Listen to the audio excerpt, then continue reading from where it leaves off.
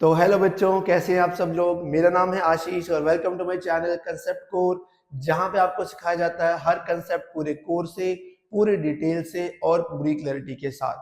तो आज हम बच्चों शुरू करने वाले हैं क्लास 10 से चैप्टर नंबर 6, जिसका नाम है ट्राइंगल। मुझे पता है बच्चों को ज्योमेट्री वाले जो चैप्टर्स होते हैं वो थोड़े से डिफिकल्ट लगते हैं, क्योंकि पता नहीं चल पाता कि कौन से क्वेश्चन में कौन से कंसेप्ट का यूज करना है। तो इसी कंफ्यूजन को दूर करने के लिए और इन्हीं प्रॉब्लम के सॉल्यूशन को लेके आपके आशीष सर आपके पास आए हैं। जितनी भी क्लैरिटी रहेगी, जितनी भी प्रॉब्लम्स आपकी रहेंगी, उम्मीद करूंगा सारी प्रॉब्लम्स को इस वीडियो के थ्रू आपके दूर किया जाएगा। तो बिना किसी टाइम वेस्ट किए हुए शुरू करते हैं क्लास 10 से चैप्टर नंबर 6।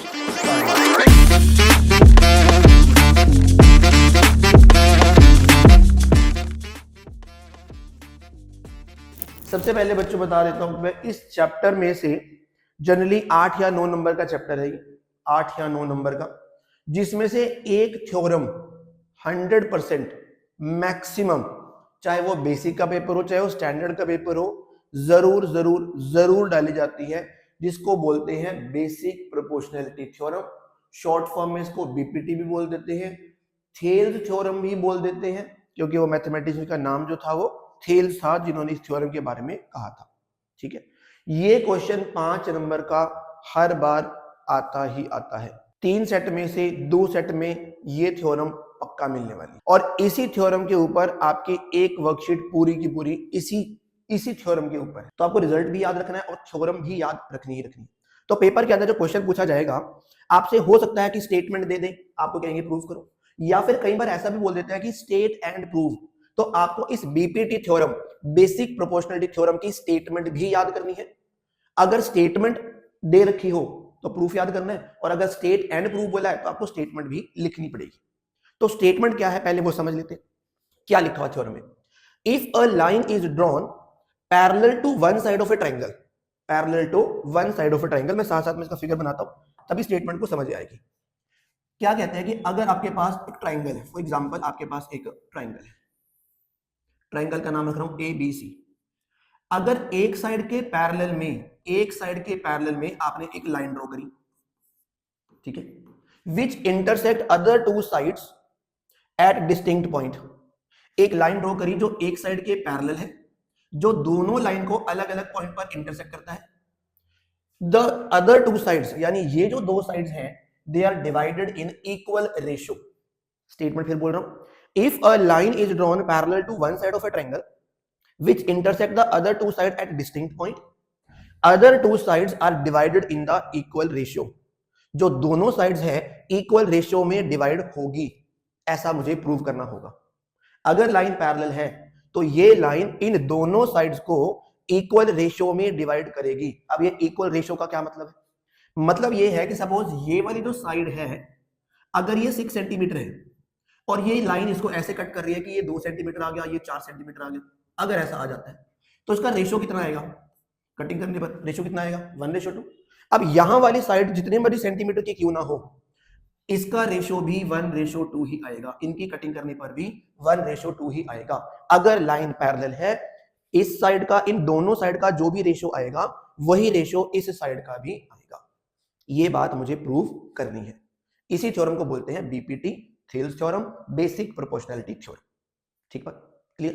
ठीक है, अब मैं बताता हूं कि इसको प्रूव कैसे करना है या इसको लिखना कैसे है। इसको लिखना कैसे है? तो सबसे पहले तो जब थ्योरम है, थ्योरम के अंदर आपको गिवन टू प्रूफ तो लिखने पड़ेगा। ठीक है, आप लिखते हैं, शुरू करते हैं। सबसे पहले आप लिखोगे गिवन। स्टेटमेंट जरूर याद करनी है, स्टेटमेंट जरूर याद रखनी है। अगर स्टेटमेंट पूछ ली फिर आपको स्टेटमेंट का 1 नंबर मिलेगा। ठीक है, गिवन में क्या लिखा है आपको? If a line is drawn parallel to one side of a triangle, यानी एक ट्राइंगल दे रखा आपको। गिवन में क्या लिखोगे? अ ट्राइंगल एबीसी, जिसमें जो डीई लाइन है वो पैरेलल टू क्या है? बीसी है। डीई लाइन जो है वो किसके पैरेलल है? बीसी के पैरेलल है। और मुझे प्रूव करना है कि ये जो डीई लाइन है इन दोनों साइड्स को इक्वल रेशियो में डिवाइड करेगी। मतलब एडी और बीडी का ratio will be equal to AE और सीई का रेशियो। इसके इक्वल मुझे प्रूव करना है। एडी का रेशियो बीडी के साथ, एई का रेशियो सीई के साथ प्रूव करना है। इसको प्रूव करने के लिए मुझे अपनी तरफ से एक कंस्ट्रक्शन करनी पड़ेगी। अब वो कंस्ट्रक्शन क्या रहेगी हमारी, 2-3 कंस्ट्रक्शन करनी है। एक तो आपने क्या करना है, ज्वाइन करना है, बी को ई से मिलाना है। बी को किससे मिलाना है, ई से। एक आपको सी को मिलाना है डी के साथ, join B to E, join C to D, ठीक है। और एक परपेंडिकुलर ड्रॉ करना है, इसका नाम रख लेते हैं चलो हम लोग, ये डी ई था, चलो इसका नाम हम लोग एम रख लेते हैं चलो। और एक परपेंडिकुलर यहां से ड्रॉ करते हैं, डी एन, ठीक है। लिख लेते हैं ड्रॉ, क्या ड्रॉ करना है, E M perpendicular to A B, E M perpendicular to A D, और D N perpendicular to A E, ठीक है। ये भी परपेंडिकुलर, ये भी परपेंडिकुलर, ये दो ड्रॉ कर लिया, ठीक है। अब आते हैं हमने प्रूफ के अंदर। सबसे पहले क्या करेंगे, सबसे पहले क्या करना है आपने, ये जो ऊपर वाला ट्रायंगल नजर आ रहा है ए डी ई वाला ट्रायंगल, ए डी ई, इसका एरिया निकालते हैं। मुझे बताइए ट्रायंगल का एरिया का formula, area of triangle A D E, formula होता है 1/2 multiply base multiply height, multiply half multiply base multiply height. अब इसमें बेस क्या लेना है, एल्टीट्यूड क्या लेना है, ये बात आपको ध्यान रखनी है। जब भी कोई ट्रायंगल के अंदर आपका एक एल्टीट्यूड दे रखा है, जो ये एल्टीट्यूड जिस भी लाइन के ऊपर पड़ता है वही क्या माना जाता है, बेस। तो अगर मैं EM को एल्टीट्यूड लूंगा तो बेस क्या बनेगा, AD। अगर मुझे जरूरत पड़ी DN अगर एल्टीट्यूड लेता तो क्या बनेगा, बेस AE, ठीक बात। तो अगर मैं बेस AD लेता हूं, अगर एल्टीट्यूड EM लेता हूं तो बेस क्या बनेगा, AD।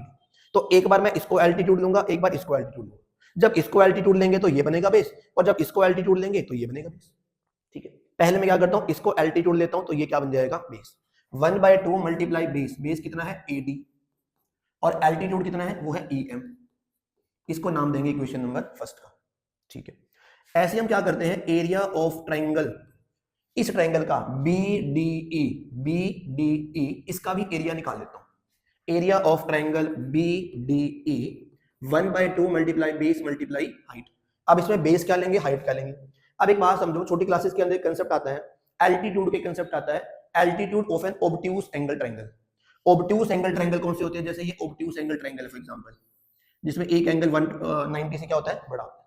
अगर आप इस पॉइंट से इसका एल्टीट्यूड ड्रॉ करोगे तो यहां तो नहीं आ सकता एल्टीट्यूड, एल्टीट्यूड हमेशा क्या आएगा, सीधा आएगा, यानी ट्रायंगल से बाहर आएगा। तो जब भी मुझे इसका एरिया निकालना पड़ेगा तो एल्टीट्यूड तो यही लेना पड़ेगा, चाहे भले ही वो ट्रायंगल से बाहर हो। बेस लेना पड़ेगा ये, और एल्टीट्यूड लेना पड़ेगा ये। भले ही ट्रायंगल से बाहर है पर ये एल्टीट्यूड तो यही बनेगा, ये एल्टीट्यूड होगा और ये क्या होगा, बेस। इसी कंसेप्ट का यहां यूज कर रहे हैं। ये जो BDE है ये एक ऑब्ट्यूज एंगल ट्रायंगल है, जिसमें EM एल्टीट्यूड ट्रायंगल से बाहर है। कोई बात नहीं, बाहर है तो क्या हो गया, फिर एल्टीट्यूड तो ले सकते। तो अगर मैं इस BDE ट्रायंगल में EM एल्टीट्यूड लेता हूं तो बेस क्या बनेगा मेरा, BD।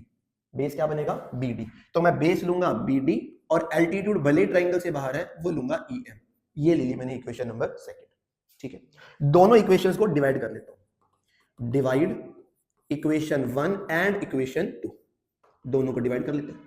क्या बन जाएगा, area of triangle ADE divide by area of triangle BDE is equal to, ये 1/2 से 1/2 कैंसिल, EM से EM कैंसिल, ये बच जाएगा AD डिवाइड बाय BD। इसको देंगे इक्वेशन नंबर 3। मेरे क्वेश्चन का आधा पार्ट तो देखो यहाँ पे आ गया, AD बाय BD। क्या किया मैंने अभी तक, मैंने क्या किया, ऊपर वाले ट्रायंगल इसका एरिया निकाला। कैसे निकाले एरिया, इसको अगर एल्टीट्यूड लूंगा तो AD क्या बन जाएगा, base. 1/2 multiply base multiply altitude, area ले लो। दूसरे ट्रायंगल मैंने कौन से लिया, BDE, इसमें बेस ये लिया है, एल्टीट्यूड भले ट्रायंगल से बाहर है तो एल्टीट्यूड तो यही लेंगे। तो ये मेरा बेस है और ये क्या है, altitude. 1/2 multiply BD multiply EM, ठीक है। और दोनों को मैंने क्या कर दिया है, डिवाइड। डिवाइड करने पर 1/2 से 1/2 कट गया, EM से EM कट गया, AD बाय BD आ गया। ये मेरे प्रूफ का, जो मुझे प्रूफ करना है उसका आधा पार्ट तो आ गया। अब आते हैं इस वाले पार्ट पे। अब मैं क्या करूंगा, मैं फिर दोबारा से इस ट्रायंगल का एरिया निकालता हूं। कौन से ट्रायंगल का, ऊपर वाली जो ट्रायंगल ADE है उसका फिर से एरिया निकालता हूं। इस बार एल्टीट्यूड ये ले लेता हूं।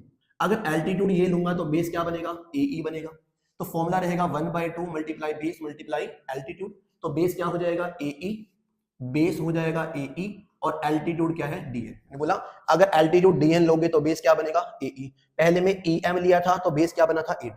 तो अब ये एल्टीट्यूड ले रहे हैं तो AE क्या बन जाएगा, बेस बन जाएगा, ठीक है। इसका नाम रखा इक्वेशन नंबर 4। फिर दोबारा से और क्या करेंगे, अब इसके नीचे वाली ट्रायंगल है मेरे पास, ये वाली CED, पहले BDE ली थी, अब CED ले लेता हूं। Area of triangle CED 1/2 multiply base multiply altitude. अब इस वाले ट्राइंगल में एल्टीट्यूड ये ले रहे हैं, भले ही ट्राइंगल से बाहर है, एल्टीट्यूड ये है तो बेस क्या रहेगा, CE हमारा बेस रहेगा। अभी बताया था मैंने, अगर ऑब्ट्यूज ट्रायंगल में एल्टीट्यूड बाहर आता है तो एल्टीट्यूड तो यही है, बेस क्या लेंगे हम लोग, CE लेंगे। तो बेस अगर एल्टीट्यूड DL ले रहा हूं तो बेस क्या बनेगा, CE बनेगा। तो बेस बन गया CE और मल्टीप्लाई में आ गया एल्टीट्यूड DN। इसका नाम रखा इक्वेशन नंबर 5। इसको भी डिवाइड कर लेते हैं। Divide equation 4 by equation 5। इनको भी डिवाइड कर लेते हैं। जैसे इसको डिवाइड करेंगे तो एरिया ऑफ ट्रायंगल ADE और नीचे area of triangle CED is equal to, ये 1/2 से 1/2 कैंसिल, DN से DN कैंसिल, यहां पर आ गया AE बाय CE। इसका नाम रखेंगे इक्वेशन नंबर 6। ठीक है, अब देखो ये भी आ गया और ये भी आ गया। ठीक है, अब देखो ये दोनों मुझे इक्वल करने हैं। अगर ये दोनों इक्वल करने हैं तो मेरे पास ये और ये दोनों इक्वल होनी चाहिए। भाई ये दोनों इक्वल करने के लिए मुझे ये पार्ट और ये पार्ट इक्वल करने चाहिए। इसमें भी मैं देख रहा हूं ये ऊपर वाला पार्ट तो बिल्कुल सेम टू सेम है, एरिया ADE, बस नीचे वाला एरिया अगर मैं इक्वल कर दूं तो ये दोनों इक्वल हो जाएंगे, तो ये दोनों भी क्या हो जाएंगे, इक्वल। ठीक है, अब एक 9th क्लास में एक चैप्टर हुआ करता था, अब तो चैप्टर है डिलीट कर दिया, बट उसका एक रिजल्ट हमारे पास हमें याद करना पड़ेगा। रिजल्ट क्या है पहले समझा देता हूं क्या है वो। अगर आपके पास दो ट्राइंगल्स हैं, दोनों का बेस सेम है, जैसे मान लो एक ट्राइंगल ये वाली है, एक ट्राइंगल ये वाली है, दोनों का बेस क्या है, सेम। दोनों ट्राइंगल का बेस क्या है, सेम, और दोनों ट्राइंगल सेम पैरेलल लाइन के बीच में लाई करती है, सेम पैरेलल लाइन के बीच में लाई करती है, तो दोनों का एरिया इक्वल होता है। If two triangles lie on the same base and between same parallel then their area will be equal. ये थ्योरम थी पहले 9th क्लास में, पर एक चैप्टर हुआ करता था, पर वो चैप्टर डिलीट हो गया, रिजल्ट अभी भी यूज कर रहे हैं उसका। तो यही बात हमने अपने थ्योरम के अंदर लिखनी है, रिजल्ट लिखना बस आपने। इसमें कौन से दो ट्राइंगल है, अब आप देखो कि ट्राइंगल ADE, सॉरी ADE नहीं, ये जो आपका ट्राइंगल BDE है, triangle BDE and triangle CED both lies on same base, both lies on same base. देख लो BDE का DE, CED का भी DE, दोनों ट्राइंगल में ये बेस क्या आ रहा है, सेम आ रहा है, और दोनों ट्राइंगल सेम एरिया के, सेम पैरेलल लाइंस के बीच में आ रही है। Same base DE and between same parallel, same parallel, कौन सी पैरेलल वो भी बता दो, कौन सी parallel, DE parallel to BC। दे रखा है ना पैरेलल, तो हमें क्वेश्चन में दे रखा है ना DE पैरेलल टू BC। ये जो दोनों ट्राइंगल हैं सेम बेस के ऊपर लाई करती हैं। ये जो ट्राइंगल है, थोड़ा सा चलो शेड कर देता हूं, ये वाली जो ट्राइंगल है, ये जो ट्राइंगल है, ये जो ट्राइंगल है और ये जो ट्राइंगल है, क्या सेम बेस के ऊपर लाई कर रही है, DE के ऊपर, और सेम पैरेलल के बीच में, तो दोनों का एरिया भी क्या होगा, equal. Hence area of triangle BDE is equal to area of triangle CED। इसका नाम रख देता हूं इक्वेशन नंबर 7। इसका नाम रख देते हैं इक्वेशन नंबर 7। दोनों के एरिया बराबर हो गए। अब देखो ये दोनों भी मैंने बराबर कर दिए, ऊपर वाला तो इक्वल है ही है, नीचे वाला भी मैंने क्या कर दिया, इक्वल। अब ये दोनों क्या हो गए हमारे, इक्वल। अगर ये दोनों इक्वल हैं तो ये दोनों भी क्या हो जाएंगे, इक्वल। आपने बस लिखना क्या है, from equation 3 and 6 and equation 7, ये वाला, बस इसमें आपने लिखना है AD का रेशियो BD के साथ, और यहां से देखोगे AE का रेशियो CE के साथ। यही प्रूव करना था, यही प्रूव हमने कर दिया। ठीक है, तो बहुत इंपॉर्टेंट, मतलब यूं समझ लो 99% 5 नंबर की ये थ्योरम है जो पक्का पेपर में आनी ही आनी है। तो ये थ्योरम चाहे रट के जाओ, समझ के जाओ, जैसे मर्जी करके जाओ, आपको ये थ्योरम आनी चाहिए। ठीक बात, थ्योरम यूज करोगे, थ्योरम पता होगी, तो आप इसका रिजल्ट किसी क्वेश्चन में अप्लाई भी कर पाओगे। मैं फटाफट से इस क्वेश्चन को दोबारा समझा रहा हूं। एक ट्राइंगल दे रखा है ABC, ट्राइंगल है ABC, जिसमें DE जो है BC के पैरेलल है। एक लाइन एक साइड के पैरेलल है, तो प्रूव करना है कि ये जो लाइन है इन दो साइड्स को इक्वल रेशियो में डिवाइड करेगा। यानी अगर DE पैरेलल टू BC है तो AD का रेशियो BD के साथ, AE का रेशियो CE के साथ, ये मुझे प्रूव करना है। प्रूव करने के लिए मैंने 2-3 कंस्ट्रक्शन करी। मैंने क्या किया, B को E से मिला दिया, सी को डी से मिला दिया, एक परपेंडिकुलर डी एन ड्रॉ कर दिया, एक परपेंडिकुलर ई एम ड्रॉ कर दिया। ठीक है, ये कंस्ट्रक्शन कर लिया। अब सबसे पहला स्टेप क्या रहेगा, इस ए डी ई ट्राइंगल का एरिया निकालना है। एरिया निकालने का formula 1/2 into base into height. Height बोल दो, एल्टीट्यूड बोल दो। अगर मैं इसको एल्टीट्यूड लेता हूं तो ये बेस लेना पड़ेगा, अगर मैं इसको एल्टीट्यूड लेता हूं तो ये बेस लेना पड़ेगा।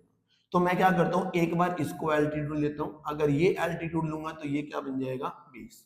तो बेस हो गया एडी, एल्टीट्यूड हो गया ई। 1/2 मल्टीप्लाई बेस एडी एल्टीट्यूड ई। और दूसरी कौन सी ट्राइंगल लेनी है, इसके नीचे वाली बी डी ई। इस बी डी ई में ये एल्टीट्यूड है, भले ही एल्टीट्यूड ट्राइंगल से बाहर है पर एल्टीट्यूड तो आप इसी को लोगे। ये आपका एल्टीट्यूड है तो बेस क्या है आपका, बी डी है। तो बेस हो गया बी डी, एल्टीट्यूड हो गया ई एम। तो लिख दिया 1/2 into B D into E M. Equation second बन गई। दोनों को डिवाइड कर देते हैं। डिवाइड करने पर ये 1/2 से 1/2 कट गया, ई एम से ई एम कट गया, A D divide by B D. एक इक्वेशन आ गई। ठीक है, इसका नाम रख दिया इक्वेशन नंबर 3। अब मैं आता हूं दूसरी तरफ में। अब दोबारा से इस ए डी ई का एरिया निकालता हूं। इस बार मैं एल्टीट्यूड लूंगा इसको, तो अगर ये एल्टीट्यूड है तो ये क्या बन जाएगा, बेस। तो 1/2 इंटू बेस इंटू हाइट। ये हाइट होगी, ये हमारा बेस हो गया। ऐसे इसके नीचे वाले ट्राइंगल सी ई डी, इसमें बेस अगर लेता हूं सीई तो एल्टीट्यूड क्या बन जाएगा, डीएन, भले ही वो ट्राइंगल से बाहर। ये बेस है और ये क्या है, एल्टीट्यूड। तो लिख दिया C E multiply by D N. Equation number 5। इनको भी डिवाइड कर देते हैं। जैसे इसको डिवाइड करेंगे 1/2 से 1/2 कट गया, डीएन से डीएन कट गया, एई डिवाइड बाई सीई। अब देखो ये एई बाई सीई आ गया, ये एडी बाई बीडी आ गया। मुझे प्रूव क्या करना है, एडी बाई बीडी और एई बाई सीई को इक्वल प्रूव करना है। अगर इनको इक्वल प्रूव करना है तो मेरी ये लेफ्ट हैंड साइड बराबर होनी चाहिए। इस लेफ्ट हैंड साइड में भी ऊपर वाला तो ठीक है, ऊपर वाला तो बराबर है ही है, बस ये नीचे वाला बीडीई और नीचे वाला सीईडी, अगर मैं दोनों का एरिया इक्वल दिखा दूं तो ये दोनों इक्वल हो जाएंगे, तो ये ऑटोमेटिकली इक्वल बन जाएंगे। उसके लिए मुझे एक थ्योरम बताई थी जो 9th क्लास में रिजल्ट आता है। अगर दो ट्राइंगल का सेम बेस होता है और सेम पैरेलल के बीच में होती है तो दोनों ट्राइंगल का एरिया इक्वल होता है। तो ये वाली जो ट्राइंगल देख रहा हूं बीडीई और ट्राइंगल सीईडी, दोनों ट्राइंगल का जो बेस है वो सेम डीई है और दोनों ट्राइंगल सेम पैरेलल के बीच में भी है, इसलिए दोनों का एरिया क्या माना जाएगा, इक्वल। तो बीडीई का एरिया सीईडी का एरिया क्या हो जाएगा, इक्वल। अब जैसे दोनों के एरिया बराबर हो गए तो लेफ्ट हैंड साइड के बराबर होगी, तो right hand side will be equal to right hand side. ये थ्योरम हमारे पास है, बेसिक प्रोपोर्शनैलिटी थ्योरम। बीपीटी बोल दो, थेल्स थ्योरम बोल दो। स्टेटमेंट लिखी आ भी सकती है, स्टेटमेंट आपसे पूछ भी सकते हैं, दोनों चीजें याद रखनी पड़ेंगी। 5 नंबर लेने हैं बच्चों, तो ये जरूर करनी है थ्योरम। क्लियर, पक्का। चलो आगे। ठीक है, एक इसी थ्योरम का कन्वर्स भी आता है। इस थ्योरम में तो ये था कि अगर किसी ट्राइंगल में एक लाइन पैरेलल है तो ये लाइन इसको इक्वल रेशियो में डिवाइड करेगा। लाइन अगर पैरेलल है तो वो लाइन दो साइड्स को इक्वल रेशियो में डिवाइड करेगी। इसका कन्वर्स क्या कहता है, कन्वर्स की भी स्टेटमेंट याद रखनी पड़ेगी। If a line divides any two sides of a triangle, मतलब अगर कोई लाइन एक ट्राइंगल की दो साइड को इक्वल रेशियो में डिवाइड करती है, एक लाइन दो साइड्स को इक्वल रेशियो में डिवाइड करती है, तो वो लाइन थर्ड वाली साइड के पैरेलल होगी। फिगर से समझाता हूं इसको क्या है, जरूरत इसकी भी बहुत पड़ेगी। फिगर से समझा रहा हूं। एक ट्राइंगल दे रखी है, एक ट्राइंगल है, ट्राइंगल का नाम रख लेते हैं ए बी सी। एक लाइन है जो इसको इक्वल रेशियो में डिवाइड कर रही है। पिछली वाली थ्योरम में ये था लाइन पैरेलल थी तो मुझे प्रूव करना था रेशियो बराबर है। इसमें कह रहे हैं अगर ये लाइन इन दोनों साइड को इक्वल रेशियो में डिवाइड करती है, अगर करती है तो ये लाइन तीसरी साइड के पैरेलल होगी। ठीक बात, रेशियो इक्वल है तो लाइन पैरेलल होगी, ये इसमें प्रूव करना है। पिछले वाली में था अगर लाइन पैरेलल है तो रेशियो इक्वल। मतलब if a line divide two sides of a triangle in equal ratio, then this line is parallel to third side. ये प्रूव करना है, ठीक है। इसकी भी आ जाते हैं, कई बार प्रूफ आ जाता है, तो इसलिए आपको पता होना चाहिए। गिवन में लिखेंगे, क्या लिखेंगे? एक ट्राइंगल ABC गिवन है जिसमें DE is a line, DE is a line which divides AB and AC in equal ratio. DE एक ऐसी लाइन है जो AB और AC को इक्वल रेशियो में डिवाइड करती है, मतलब AD का रेशियो BD के साथ और AE का रेशियो CE के साथ, ये इस बार दे रखा है। और प्रूव करना है कि जो ये DE लाइन है ये BC लाइन के पैरेलल है, ठीक है। रेशियो अगर इक्वल है तो लाइन पैरेलल प्रूव करनी है, रेशियो अगर इक्वल है तो लाइन पैरेलल प्रूव करनी है। पिछली थ्योरम में क्या था? अगर लाइन पैरेलल है तो रेशियो इक्वल आएगा, इसमें रेशियो अगर इक्वल है तो लाइन पैरेलल होगी, ऐसा मुझे प्रूव करना है, ठीक है। इसके लिए क्या करेंगे? प्रूफ करने के लिए हम चलो लेट कर लेते हैं कि जो DE है वो BC के पैरेलल नहीं है, DE पैरेलल नहीं है। अगर ये लाइन पैरेलल नहीं है, कोई और लाइन तो पैरेलल होगी, ऐसा तो नहीं हो सकता कि इस BC के पैरेलल कोई लाइन होगी ना। मान लेते हैं DE पैरेलल नहीं है, कोई और लाइन है जिसका नाम रख देते हैं DE डैश, ये पैरेलल है BC की, लेट कर लेते हैं भाई ये पैरेलल नहीं है, कोई और लाइन है जो पैरेलल है। चलो अपनी तरफ से हमने क्या कर लिया, एक लाइन ले ली जिसका नाम क्या रख दिया, DE डैश, कि ये पैरेलल है जी इसके। चलो लेट कर लिया, ये पैरेलल नहीं है, ये पैरेलल है, कोई बात नहीं।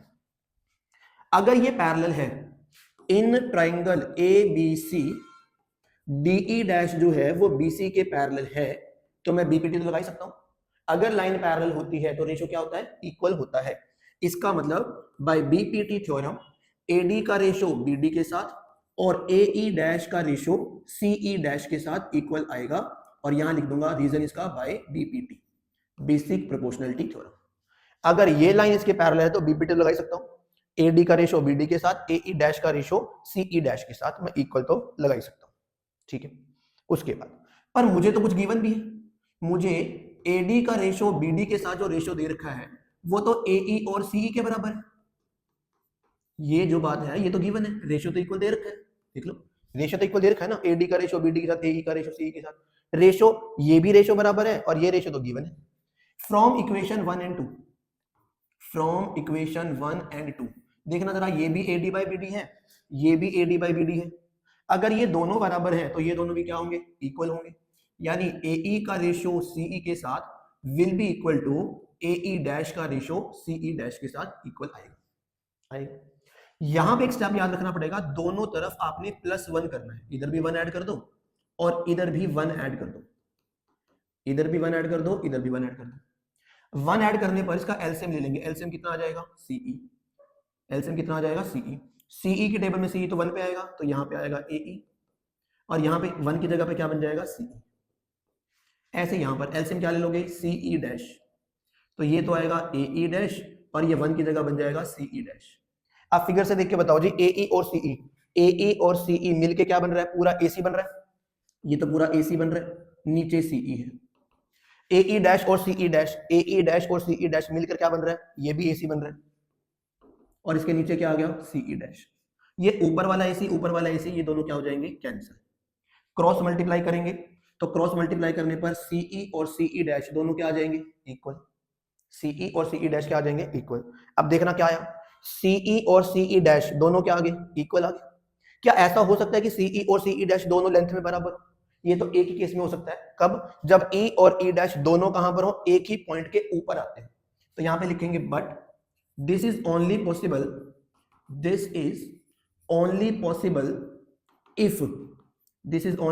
If point E and E dash coincide with each other, एक दूसरे से क्या करें? कोइंसाइड करें, एक दूसरे के ऊपर।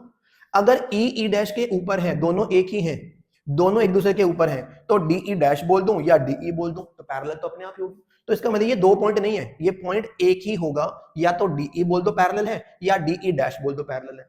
हेंस या तो लिख दो DE dash parallel to BC या फिर DE पैरेलल टू BC। जब दोनों ही पॉइंट एक हैं तो ये तो दोनों एक ही लाइन बन गई ना। इसका मतलब डीई बोलो या डीई डैश बोलो, ये दोनों ही पैरेलल है, एक ही लाइन है, ये दो अलग अलग लाइन नहीं है। दो अलग अलग लाइन नहीं है, क्योंकि ई और ई डैश एक ही पॉइंट है। और अगर दोनों एक ही पॉइंट होंगे तो डीई बोलो या डीई डैश बोलो, ई डैश इसके ऊपर ही है। ठीक है, तो ये लाइन क्या बन जाएगी? पैरेलल। तो ये बात दोनों ध्यान रखनी है, बीपीटी भी याद रखनी है। अगर लाइन पैरेलल है, अगर लाइन पैरेलल है तो रेशियो इक्वल होगा। कन्वर्स में कहता है अगर रेशियो इक्वल है तो लाइन क्या बनेगी? पैरेलल बनेगी। दोनों रिजल्ट भी याद रखने हैं, थ्योरम भी दोनों याद रखनी है, बीपीटी तो जरूर याद रखनी है। ठीक है, चले आगे। एक ऐसा ही एक एग्जांपल भी है, ऐसा बिल्कुल एक एग्जांपल भी है जिसमें हमें कुछ और भी पता लगेगा। क्या है example? If a line intersect sides AB and AC of A triangle ABC, मतलब एक ट्रायंगल है जिसका नाम है ABC, एक ट्रायंगल है जिसका नाम है ABC, एक लाइन है जो AB और AC को D और E पॉइंट पर इंटरसेक्ट करती है and is parallel to BC, intersect करती है और ये जो लाइन है किसके पैरेलल है? BC के पैरेलल। प्रूव दैट AD का रेशियो पूरे AB के साथ, AE का रेशियो पूरे AC के साथ मुझे इक्वल दिखाना है। बीपीटी में हमने क्या दिखाया था? बीपीटी में तो AD का रेशियो BD के साथ, AE का रेशियो CE के साथ। पर ये क्या कह रहे हैं? AD का रेशियो पूरे AB के साथ, AE का रेशियो पूरे AC के साथ मुझे इक्वल दिखाना है। मुझे क्या दिखाना है? इक्वल। इसकी भी जरूरत हमें आगे क्वेश्चंस में पढ़ने वाली है। तो बीपीटी आप ये भी कह सकते हो कि इतने का रेशियो इतने के साथ, इतने का रेशियो इतने के साथ, या फिर इतने का रेशियो सारे के साथ, इतने का रेशियो सारे के साथ, ये भी जरूरत पड़ सकती है। ये मुझे प्रूव करना है। तो सबसे पहले आप क्या लिखेंगे जिसके अंदर? गिवन। तो गिवन क्या है? एक ट्रायंगल ABC गिवन है जिसमें DE लाइन जो है वो किसके पैरेलल है? BC के पैरेलल है। और प्रूव करना है AD का रेशियो पूरे AB के साथ और AE का रेशियो पूरे AC के साथ, ये मुझे प्रूव करना है। ठीक है, कर लेते हैं प्रूफ।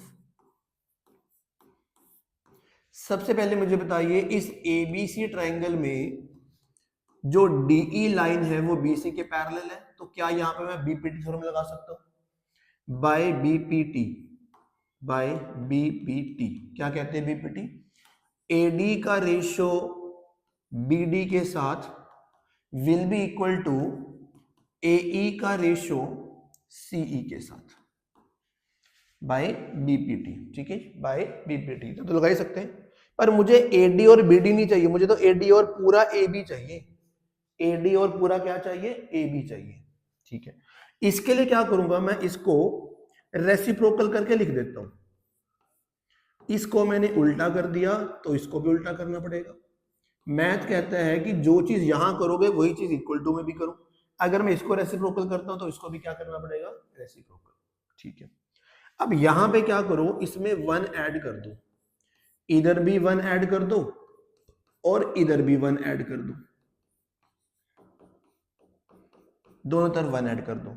और इधर भी एलसीएम ले लो, इधर भी एलसीएम ले लो। इधर वाले में एलसीएम कितना आ जाएगा? AD। तो AD एलसीएम आ गया तो यहां पे आ जाएगा BD और यहां पे क्या आ जाएगा? AD। यहां पर आ गया BD और 1 की जगह आ गया AD इक्वल टू, इधर वाले में एलसीएम कितना आएगा? AE। तो यहां पे आएगा CE और 1 की जगह पे आ जाएगा AE। आप फिगर में देख के बताओ, BD प्लस AD क्या बनेगा? BD प्लस AD क्या बनेगा? AB और डिवाइड में क्या है? AD। और CE और AE मिलके क्या बन रहा है? AC और डिवाइड में क्या बन रहा है? AE। प्रूव क्या करना मुझे? AD by BD, AE by AC। बस ये चीज जो है इसकी रेसिप्रोकल कर दो दोबारा से। अगर इधर का रेसिप्रोकल करेंगे तो इधर का भी क्या करना चाहिए? रेसिप्रोकल। देखो यही प्रूव करना था, यही प्रूव हमने कर भी दिया। बस करना ये है आपको, इसके अंदर आपने पहले लगानी है बीपीटी, पहले लगानी है बीपीटी और बीपीटी लगाने के बाद इसको करना है रेसिप्रोकल। रेसिप्रोकल करके 1 ऐड कर दो, एलसीएम ले लो, जो आएगा उसका लास्ट में फिर रेसिप्रोकल करके रिजल्ट अपने आप दिख जाएगा। पहले लगानी है बीपीटी, बीपीटी का हमने करना है उल्टा, बीपीटी लगाकर रेशो का हमने करना है उल्टा, रेसिप्रोकल +1 इधर भी +1 इधर भी, एलसीएम लेना है, एलसीएम लेके जो रिजल्ट आएगा उसका फिर से क्या कर देना है रेसिप्रोकल, रिजल्ट सामने ही दिख जाएगा। इसकी भी बहुत जरूरत हमें पड़ने वाली है, ठीक है। उम्मीद करूंगा ये बीपीटी थ्योरम आपको बहुत अच्छे समझ में आ गई होगी। इसको कॉपी पे नोट डाउन जरूर करें, 2 बार 3 बार, वीडियो से अगर देख सकते हो, नहीं तो खुद प्रैक्टिस जरूर करो, रिटर्न में जरूर प्रैक्टिस करो, क्योंकि ये थ्योरम पक्का पक्का और पक्का फाइनल पेपर में आने ही वाली है। चाहे वो आपके स्कूल का प्री बोर्ड हो, चाहे वो स्कूल में कोई टेस्ट हो, जब ये चैप्टर का टेस्ट होगा, ये थ्योरम जो बीपीटी वाली थ्योरम है आपसे जरूर पूछी जाएगी। तो उम्मीद करता हूं ये वीडियो आपको जरूर पसंद आई होगी। अगली वीडियो के अंदर हम एक्सरसाइज 6.2 शुरू करेंगे, जो इस बीपीटी के ऊपर या उस कन्वर्स के ऊपर बेस्ड है, ठीक है। तो मिलते हैं अपने नेक्स्ट वीडियो के अंदर, तब तक के लिए बाय।